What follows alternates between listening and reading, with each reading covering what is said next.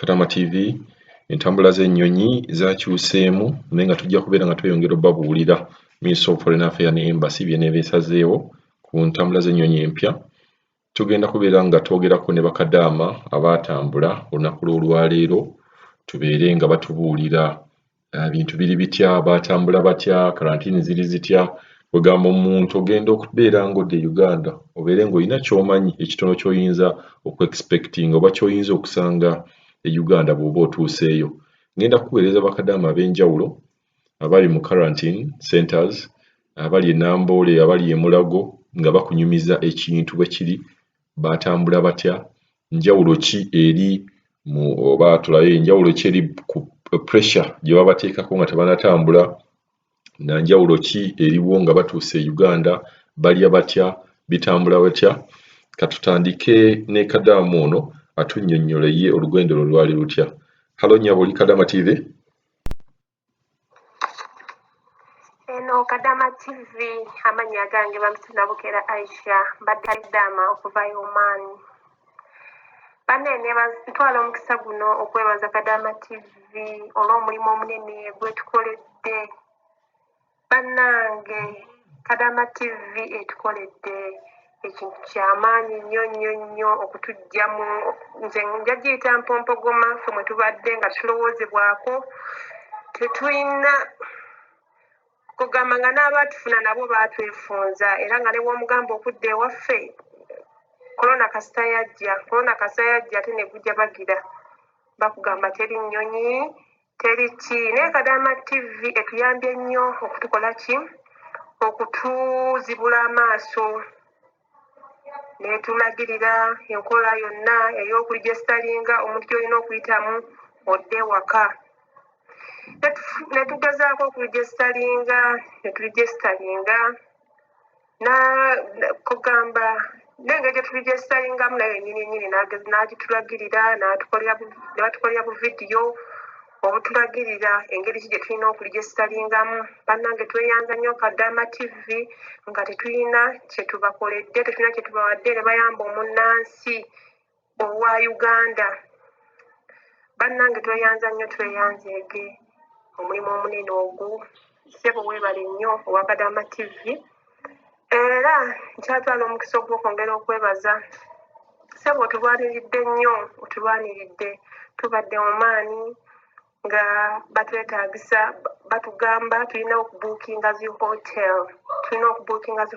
Atabuukinze hotel nga bataddeko pressure togenda kola ki? Atabuukinze hotel togenda genda.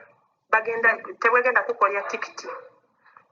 Kati ne tubeera ku mbeera eyo n'abamu twaggyeemu n'obulwadde, emitima nga gituluma. Tutuuke oteebereza ssente z'okolera myezi 8, ate otuuke eno osasule hotel olunaku ya mitwalo 14 olunaku, so tokolya na lunaku. Nga tugenda kusigala nga tusigadde tetuyina, nga tulinga abaagenda okuyisa ebivu. Naye banne naffe twali twagendera kunoonyeza abantu, famire zaffe twazireka nga tugenze kuzinoonyeza kigulira magala ddiba. Naye bano bannaffe bo ne bakifuula nti ki? Nze nalaba nga bakifuula ki oba tulinga abaakola ekivve. Naye nga naffe emirimu gyamala kutubula eno mu nsi yaffe ne tusalawo okugenda ku mawanga.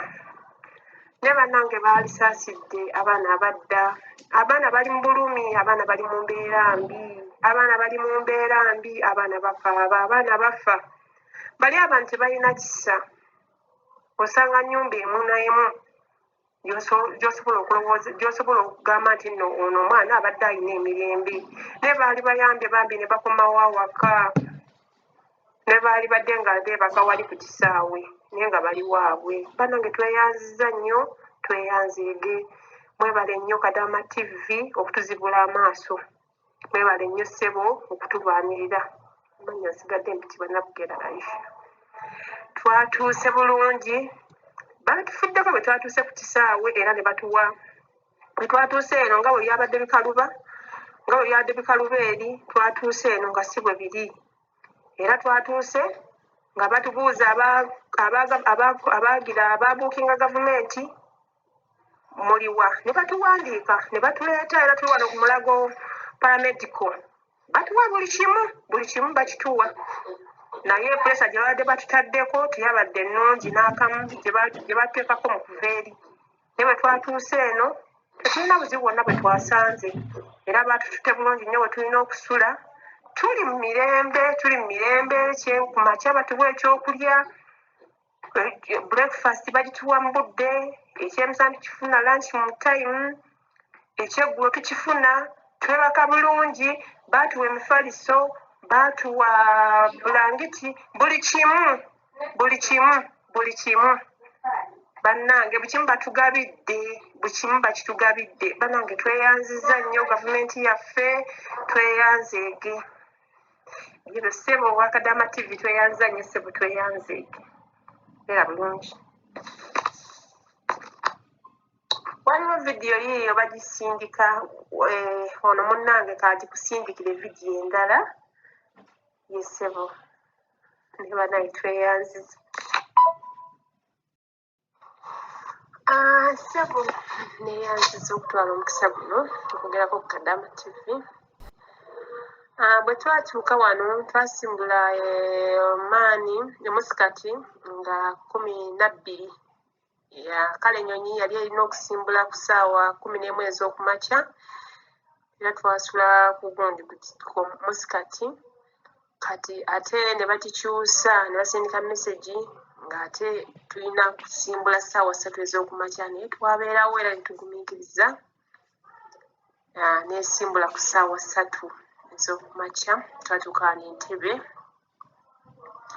twatuuka bulungi olugendo lwaffe lwali lulungi era netusanyuka bambi netusanyuka kubanga olw'embeera gye tuzze tuyitamu tebadde nnyangu naye bwe twatuuka wano ffe tetwasanga ate buzibu bwe tusanze mu mbeera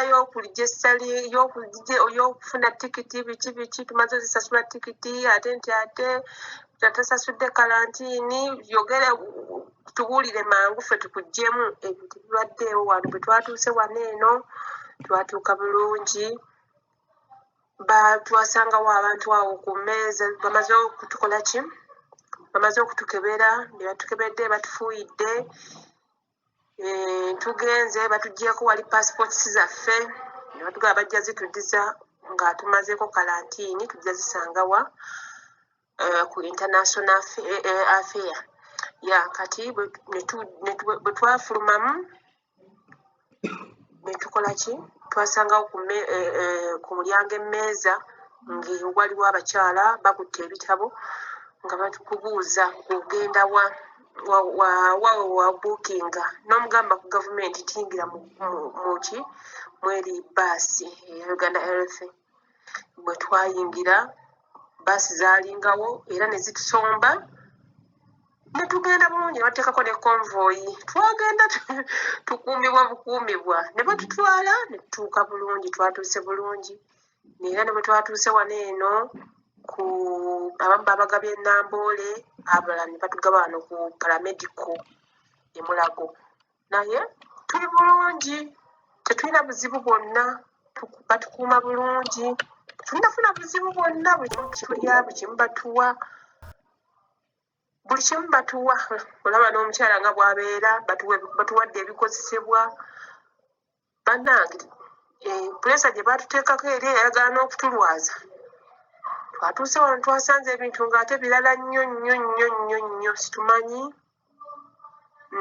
oda yavuddewa tetulina kitutegeera naye ffe tuli bulungi tweyanza nnyo ssebo tweyanziige bwe bityo embeera nga bwemugiwulidde bwe boogera engeri gye batambulamu n'engeri gye babayisiza mu quarantine kati njagala mbaweerezeeko vidiyo nga abaana tukwatireko mu quarantine wafaananye watya embeera eri awo quarantine gyagenda bakwatira ye Namboole obutanda bubaddewo social distance mujja kubulaba nga babutaddewo abantu abali muno yagamba tebasasula wadde n'ekikumi era nabo babalabirira ddala bulungi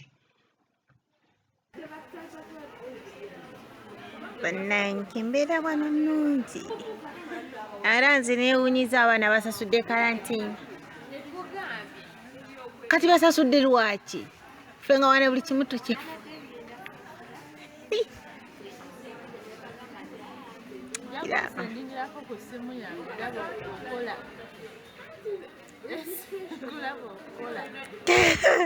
Sikola actually, but I wanna send to someone.